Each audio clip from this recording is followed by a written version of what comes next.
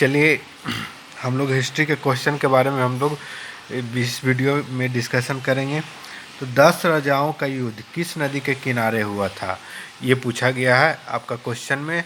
तो इसका ऑप्शन दिया हुआ आपका पितस्ता, परुस्नी, गंगा और सिंधु। तो ये चारों में आपको बताना है कि किस नदी के किनारे हुआ था। तो इसका सही आंसर क्या होगा? तो इसका सही आंसर हो जाएगा परुस्नी नदी। क्या हो जाएगा? परुस्नी, ऑप्शन नंबर बी। तो चलिए इसके बारे में हम लोग डिटेल से बात करते हैं। तो परुस्नी नदी का ही नाम क्या है? रावी नदी। क्या नाम है? रावी नदी। इसी को बोला जाता है रावी नदी। इसी को बोला जाता है रावी नदी। ये जो युद्ध का जो उल्लेख है, 10 राजाओं का युद्ध, जो 10 राजाओं का युद्ध हुआ था, जिसको 10 राजाओं का युद्ध हुआ था, इसका जो उल्लेख जो है जो आपको कहाँ मिलता है? तो इसका उल्लेख जो है जो आपका ऋग्वेद के 7वें मंडल में इसका उल्लेख किया गया। ऋग्वेद के 7वें मंडल में, ऋग्वेद के 7वें मंडल में इसका उल्लेख है। तो 10 राजाओं का युद्ध कहाँ पर उल्लेख है?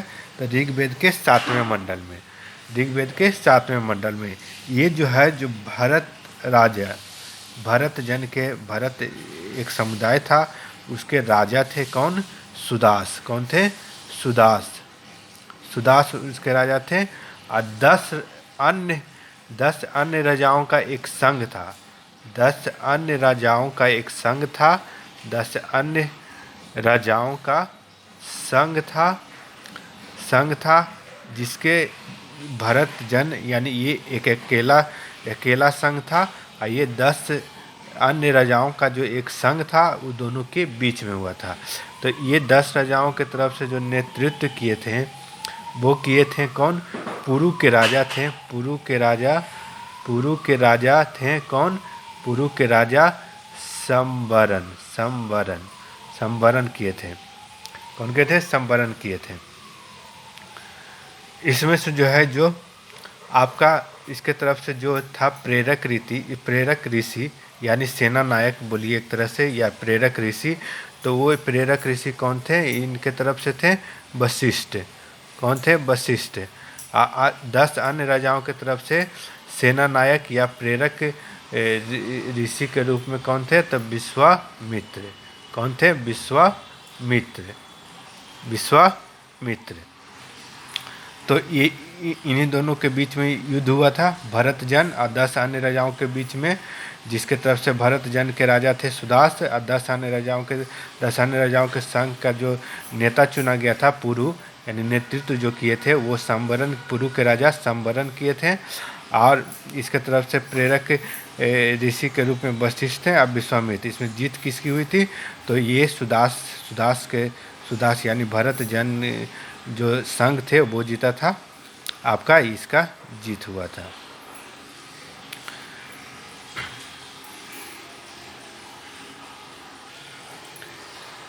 इस युद्ध में जो है जो आपका अनार्यों ने भी भाग लिया था। किसने भी भाग लिया था? तो अनार्यों ने भी भाग लिया था। अनार्यों के तरफ से जो नेता थे वो कौन थे? भेद जो थे इनके नेता थे। तो चलिए अब हम लोग देख लेते हैं ऋग्वेद के बारे में थोड़ा सा जान लेते हैं। ऋग्वेद जो है जो आपको सबसे पहले याद रखिएगा कि वेद की संख्या कितनी होती है? तो वेद की संख्या कितना होता है? तो वेद कितना हो गया? वेद का संख्या कितना हो गया? वेद आपका हो गया 4। वेद का संख्या कितना हो गया? 4। जिसमें सबसे प्राचीन वेद है कौन है? ऋग्वेद। कौन है? ऋग्वेद जो है जो सबसे प्राचीन वेद है। ऋग्वेद का नाम ऋग्वेद क्यों पड़ा? तो ऋग्वेद में आपका ऋचाओं का क्रमबद्ध संग्रह है। ऋचाओं का क्रमबद्ध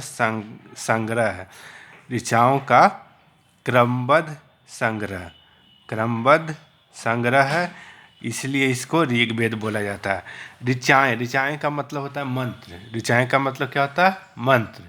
मंत्र को ही बोला जाता है क्या?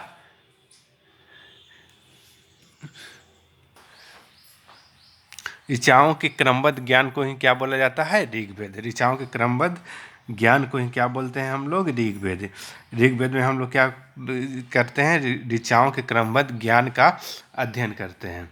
क्रमबद्ध ज्ञान का यहाँ संग्रह है। तो ऋचाओं यानी मंत्र, टोटल कितना मंत्र इसमें है? तो टोटल मंत्र याद रखिएगा, आपका टोटल मंत्र है इसमें आपका 10,580। कितना है? 10,580, जिसमें आपका 118 जो मंत्र है वो उसका रिपीटेशन किया हुआ है, मतलब दोहराया गया है। 118 मंत्र को क्या किया है? दोहराया गया है। यानी आपको पूछा जाए कि टोटल इसमें कितना ऋचाएँ हैं, यानी मूल ऋचाओं की संख्या कितना हो गया? तो 10,462 आपका ऑप्शन में आएगा। तो क्या मारिएगा? 10,462। टोटल ऋचाओं की संख्या कितना हो गया? मूल ऋचाओं की संख्या 10,462। 10,462। ठीक। तो इसमें आपका टोटल अगर पूछा जाए, इसमें सबसे टोटल आपका हो गया, आपका कितना ऋचाएँ हैं? तो 10,462। ये सभी मंडल में विभक्त हैं। मंडल कितने, मंडल की संख्या अगर इसमें पूछ लिया जाता है कभी कभी, तो टोटल कितने मंडल हैं? तो टोटल मंडल की संख्या कितना हो गया? 10 आपका टोटल मंडल हो गया, जिसमें 10,462 ऋचाएँ हैं। जिसमें इसमें कभी कभी पूछ लिया जाता है कि इंद्र के लिए, तो इंद्र के लिए आपका 250, इंद्र के लिए 250 मंत्र है, यानी मंत्र यानी ऋचा। और अग्नि के लिए आपका 200, अग्नि के लिए आपका कितना है? तो 200 है। ठीक। ये सब पॉइंट्स को भी आप लोग नोट करते जाइएगा, ये सब पॉइंट्स भी आपका इम्पोर्टेंट्स है। अब पूछा जाता है कि ऋग्वेद में पढ़ने वाला जो इसको पढ़ते हैं उसके मुनि को क्या बोला जाता है? तो इसको बोला जाता है क्या? होत्री। क्या बोले जाते हैं? होत्री। इसके जो पढ़ने वाले जो ऋषि होते हैं, पढ़ने वाले ऋषि को, जो पढ़ने वाले ऋषि होते हैं उसको क्या बोला जाता है? होत्री। क्या बोला जाता है? होत्री। एक और इसमें पॉइंट्स याद रखिए कि इसका जो 10वां मंडल है, 10वां मंडल से आपका क्वेश्चन पूछा जाता है। 10वां मंडल है, उसमें चतुष्वर्ण समाज की कल्पना को बताया गया है। चतुष्वर्ण समाज की कल्पना को बताया गया है, जिसके अनुसार पुरुष सूक्त में 4 वर्ण होते हैं। कितना होते हैं? 4 वर्ण। 4 वर्ण वो कौन कौन है? तो आपका हो गया 4 वर्ण, आपका हो गया ब्राह्मण, क्षत्रिय, वैश्य और शूद्र। इसमें बताया गया है कि ये सब की उत्पत्ति कहाँ से हुई? तो भगवान ब्रह्मा के मुख से ब्राह्मण, और उनके भुजा से क्षत्रिय, उनकी जंघाओं से वैश्य, और उनके चरणों से शूद्र की उत्पत्ति हुई। ऋग्वेद के बाद अगर भारत में ऋग्वेद में भारत के प्राचीन इतिहास के बारे में कोई और अगर प्रमाणित कोई स्थान आता है तो ऋग्वेद के बाद किसका आता है? तो ऋग्वेद के बाद आता है किसका? तो शतपथ ब्राह्मण का। किसका आता है? तो शतपथ ब्राह्मण। ऋग्वेद के बाद सबसे प्राचीन अगर कोई स्रोत है प्राचीन इतिहास का तो कौन है? तो शतपथ ब्राह्मण। चलिए नेक्स्ट क्वेश्चन है आपका, बौद्ध धर्म का कौन सा अंग मूर्ति पूजा में विश्वास नहीं करता है? तो इसका सही आंसर हो जाएगा क्या? हीनयान। क्या हो जाएगा? Hinayana, option number A. चलिए इसके बारे में थोड़ा सा डिटेल हम लोग पढ़ लेते हैं, बौद्ध धर्म के बारे में। तो चलिए बौद्ध धर्म के बारे में जानते हैं। तो बौद्ध धर्म के संस्थापक जो थे, वो कौन थे? तो कौन थे? गौतम बुद्ध, यानी बुद्ध भगवान जो उनके थे, जो क्या थे? संस्थापक। तब बुद्ध भगवान उनके संस्थापक थे। तो बुद्ध का जो वास्तविक नाम है, बुद्ध भगवान का जो वास्तविक नाम है, जो क्या है? सिद्धार्थ। क्या है? सिद्धार्थ। पहले उनका नाम था सिद्धार्थ था। बाद में वो सिद्धार्थ से क्या कहलाने लगे? जब उनको ज्ञान प्राप्ति हो गया तो वो क्या कहलाने लगे? बुद्ध। तो सबसे पहले जानते हैं कि बुद्ध का जन्म जन्म कब हुआ था? तो जन्म हुआ था इनका 563 ईसा पूर्व। ईसा पूर्व कहाँ हुआ था? तो आपका कपिलवस्तु के लुम्बिनी, कपिलवस्तु के लुम्बिनी एक जगह है, लुम्बिनी में हुआ था। कपिलवस्तु के कहाँ हुआ था? लुम्बिनी में। कहाँ हुआ था? लुम्बिनी में। ये अभी कहाँ है वर्तमान में? तो ये वर्तमान में आपका नेपाल में है। कहाँ है? नेपाल में। ठीक। बुद्ध भगवान को, गौतम बुद्ध भगवान को एशिया का ज्योतिपुंज बोला जाता है। याद रखिएगा, एशिया का ज्योतिपुंज। क्या बोला जाता है? एशिया का ज्योतिपुंज। एशिया का ज्योतिपुंज, ज्योतिपुंज यानी light of Asia, light of Asia इनको बोला जाता है। आपसे क्वेश्चन पूछा जाएगा कि एशिया का ज्योतिपुंज के उपनाम से किनको जाना जाता है? तो गौतम बुद्ध भगवान को क्या कहा जाता है? आपको एशिया का ज्योतिपुंज यानी लाइट ऑफ एशिया कहा जाता है।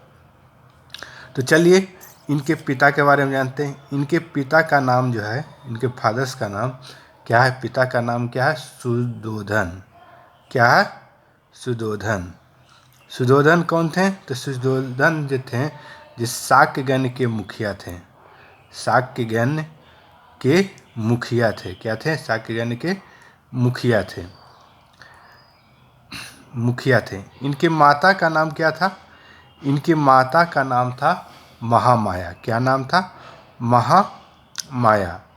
ये माता का नाम था महामाया। ये जो थे कोली वंश की राजकुमारी थी। कोली वंश की राजकुमारी थी। कि माता कौन थे? महामाया। कौन क्या थे? कोली वंश की राजकुमारी थी। जब ये गौतम बुद्ध का जन्म हुआ तो जन्म के इनके 7वें दिन ही इनकी माता का मृत्यु हो गया। 7वें दिन इनकी माता का मृत्यु हो गया। उसके बाद इनका जो पालन पोषण है, जो इनकी सौतेली माता प्रजापति गौतमी थी। प्रजापति गौतमी जिन्होंने इनका पालन पोषण किया। प्रजापति गौतमी, याद रखिएगा, प्रजापति गौतमी ने उनका पालन पोषण किया। उसके बाद इनकी 16 साल की उम्र में इनकी शादी किनसे हो गई? तो यशोधरा से। किनसे हो गई? यशोधरा से। उसके बाद इनका एक पुत्र हुआ जिसका नाम था क्या? राहुल इनका एक पुत्र हुआ। क्या? राहुल इनका एक पुत्र हुआ। इनका नाम था राहुल।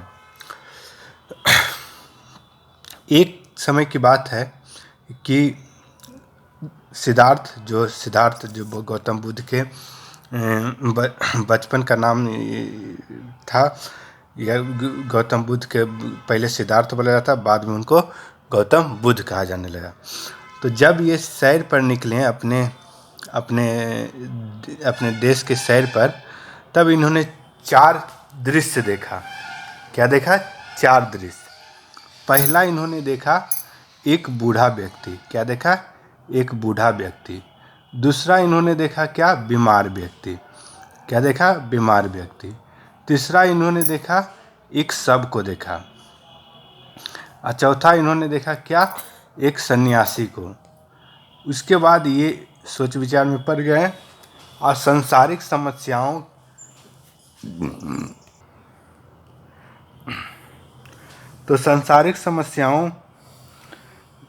से ये बहुत दुखी थे। सांसारिक समस्याओं से बहुत दुखी हुए थे और इन्होंने 29 साल की उम्र में क्या किया? अपने घर से निकल गए। घर से निकलने की घटना को ही बौद्ध धर्म में बोला जाता है क्या? महाविनिष्क्रमण।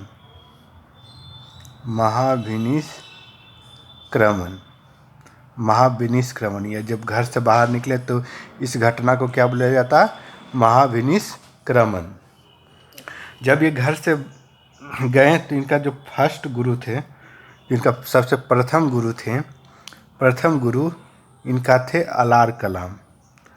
अलार कलाम, अलार कलाम ये वैशाली के थे। कहाँ के थे? वैशाली के। जिनसे इन्होंने क्या किया? सांख्य दर्शन की शिक्षा ली। सांख्य दर्शन की शिक्षा ली इन्होंने। अलार कलाम जो इनके प्रथम गुरु थे, उनसे इन्होंने क्या किए? सांख्य दर्शन की शिक्षा लिए। उसके बाद इन्होंने 6 साल तक अपना तपस्या किया। 6 साल तक तपस्या किए। तब जाकर के इनको 35 बरस की उम्र में वैशाख पूर्णिमा की रात, क्या? वैशाख पूर्णिमा की रात, वैशाख पूर्णिमा की रात को निरंजना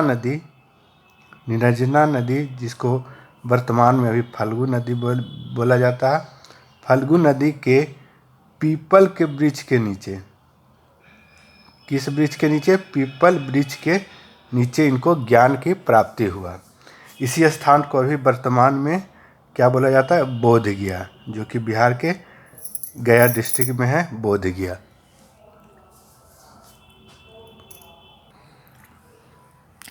तो बोधगया में इनको ज्ञान की प्राप्ति हुआ।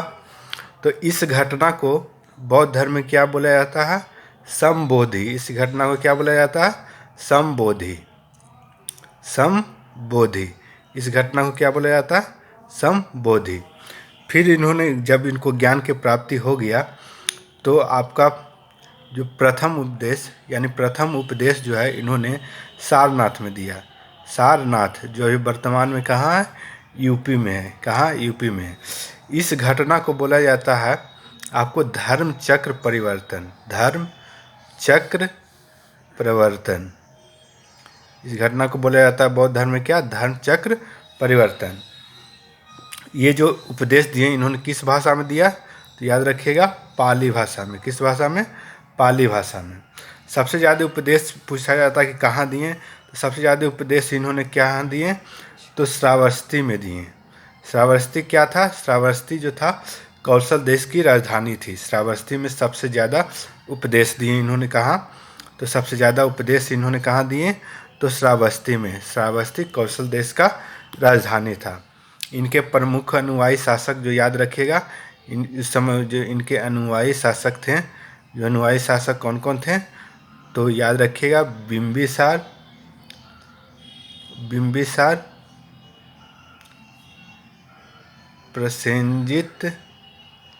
प्रसेनजित और उदयन। इनके समय में इन्होंने जो अपना उपदेश दिया। अनुयायी शासक इनके बिंबिसार, प्रसेनजित और उदयन थे। इनकी मृत्यु जो है, जो आपका 80 साल की उम्र में यानी 483 ईसा पूर्व, 483 ईसा पूर्व कुशीनगर जो है, कुशीनगर स्थान है जो कहाँ है अभी? तो देवरिया यूपी में है। देवरिया यूपी में है। वहाँ इनकी मृत्यु हो गई।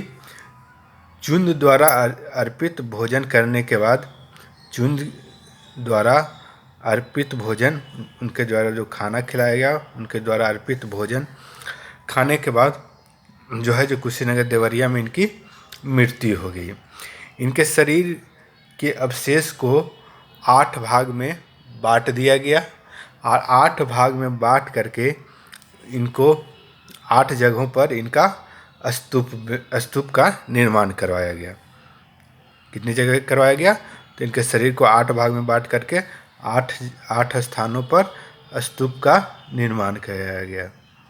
स्तूप का निर्माण कर, जब इनकी मृत्यु हो गई तो इस घटना को बोला जाता है क्या? महापरिनिर्वाण।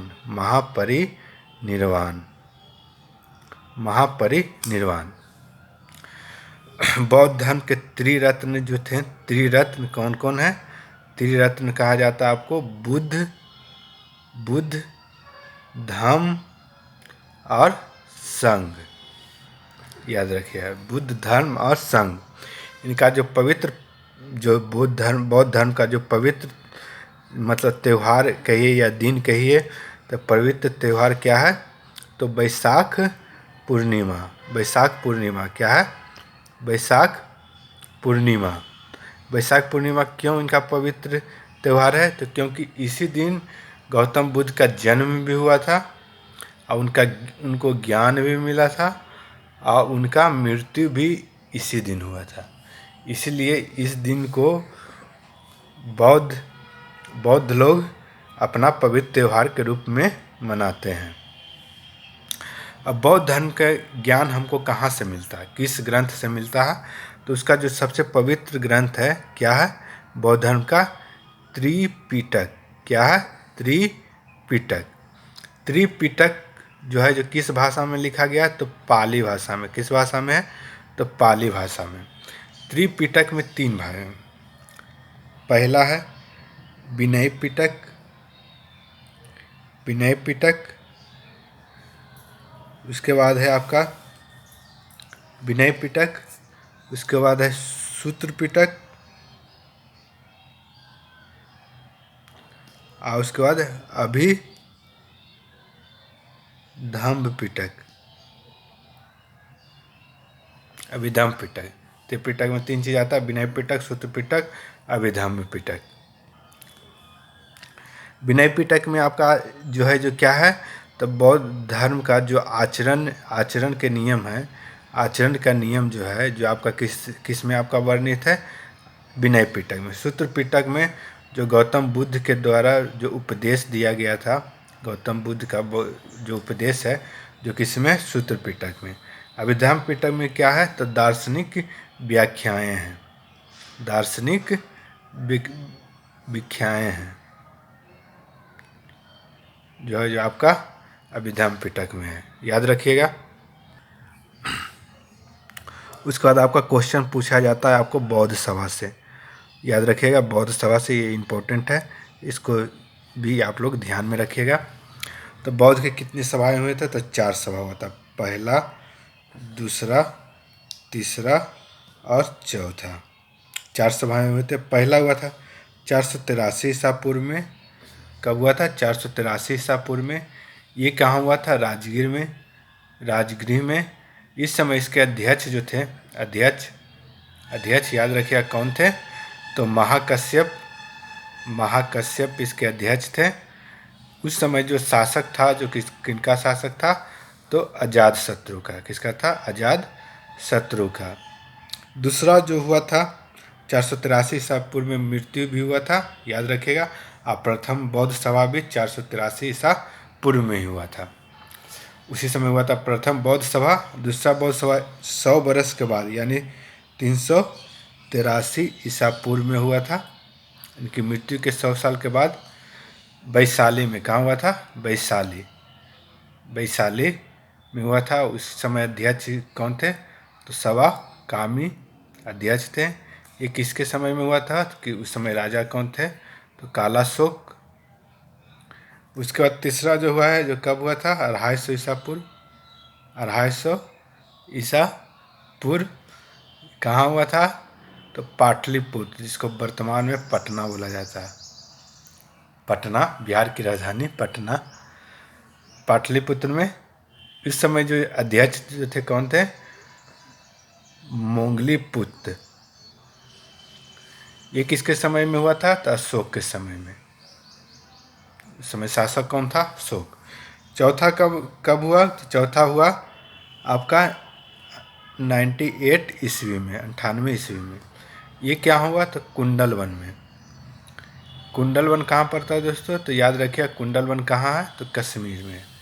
कहाँ है? कश्मीर में है। इस समय जो अध्यक्ष थे, जो कौन थे? वसुमित्र अश्वघोष। ये किसके समय में हुआ था? तो कनिष्क के समय में हुआ था। कनिष्क के समय में हुआ था।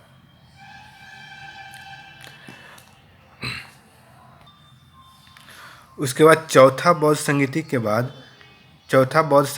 बाद जो बौद्ध धर्म है, जो 2 भाग में बट गया। कितने भागों में बट गया? 2 भाग में। याद रखिएगा, हीनयान और महायान। क्या है? हीनयान और महायान। हीनयान और महायान, इन दोनों में क्या क्या मतभेद था, क्या क्या था, जो जिसके बारे में हम लोग देख लेते हैं। तो जो बौद्ध धर्म का जो सबसे प्राचीन रूप है, प्राचीन रूप वो था क्या, हीनयान। और जो सबसे लेटेस्ट था, जो नवीन रूप था, जो आपका क्या था, महायान। याद रखिएगा। उसके बाद क्या क्या अंतर था, तो इसका जो नियम था, जो क्या था, हीनयान का नियम तो था जो कठोर था, कठोर मार्ग था। कठोर मार्ग क्या चीज़ के बारे में था, तो निर्वाण प्राप्ति का जो इसमें मार्ग बताया गया था, जो बहुत ही कठोर था। इसमें जो निर्वाण का मतलब होता है तृष्णा के छीन हो जाने की अवस्था को ही क्या कहते हैं, निर्वाण का मतलब क्या हुआ, तृष्णा का छीन हो जाना, यानी निर्वाण। इसी को बौद्ध धर्म में क्या बोला जाता है, निर्वाण। जो तृष्णा का जो हीनयान में जो कठोर मार्ग बताया गया था, और महायान में क्या है, तो इसका जो मार्ग था, जो निर्वाण का जो सरल मार्ग था। ठीक। और क्या अंतर था, तो और अंतर था कि ये बुद्ध के प्रतीक की पूजा करते थे। बुद्ध भगवान के जो प्रतीक थे, बुद्ध के प्रतीक क्या क्या था, जो मैं आगे बता दूंगा। बुद्ध के प्रतीक की पूजा करते थे, याद रखिएगा, बुद्ध के प्रतीक की पूजा करते थे। ये जो थे, जो महायान, ये बुद्ध की मूर्ति की पूजा करते थे, बुद्ध की मूर्ति। ऐसा माना जाता है कि भारत में प्रथम मूर्ति जो पूजा गया, जो किनका था, तो बुद्ध का, बुद्ध की मूर्ति की पूजा करते थे। ठीक है। इसका जो ग्रंथ लिखा गया था हीनयान का, वो किस भाषा में लिखा गया था, तो पाली भाषा में। अब महायान का जो ग्रंथ है, जो किस भाषा में लिखा गया था, तो संस्कृत में। याद रखिएगा। इसका विकास कहाँ कहाँ हुआ है, तो श्रीलंका में इसका प्रचार ज़्यादा हुआ है। उसके बाद कहाँ कहाँ हुआ, बर्मा में, थाईलैंड में, कंबोडिया इत्यादि, ये सब देशों में आपका हीनयान ज़्यादा माना जाता है। अब महायान का कहाँ हुआ है, तो महायान का चीन में, तिब्बत में, जापान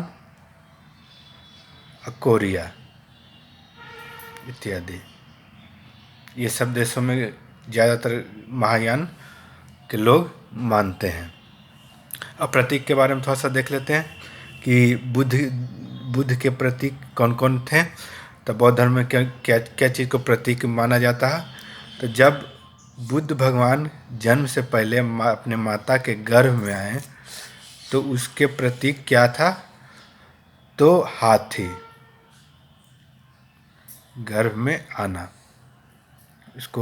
उसका प्रतीक क्या है बौद्ध धर्म में, तो हाथी। उसका जब उनका जन्म हुआ, तो जन्म का प्रतीक क्या है, कमल। गृह त्याग, जब गृह त्याग किए, तो उसका प्रतीक क्या है, घोड़ा। उसका ज्ञान की प्राप्ति हुआ, ज्ञान प्राप्ति, तो उसका प्रतीक क्या है, बोधि वृक्ष। बोधि वृक्ष कहाँ है, तो बोध गया बिहार में है। उसके बाद प्रथम उपदेश जो दिए, प्रथम उपदेश जो दिए, उसका सिंबल क्या है, तो धर्म चक्र। मृत्यु कहाँ हुआ, मृत्यु का जो प्रतीक था, उसका क्या सिंबल है, तो स्तूप।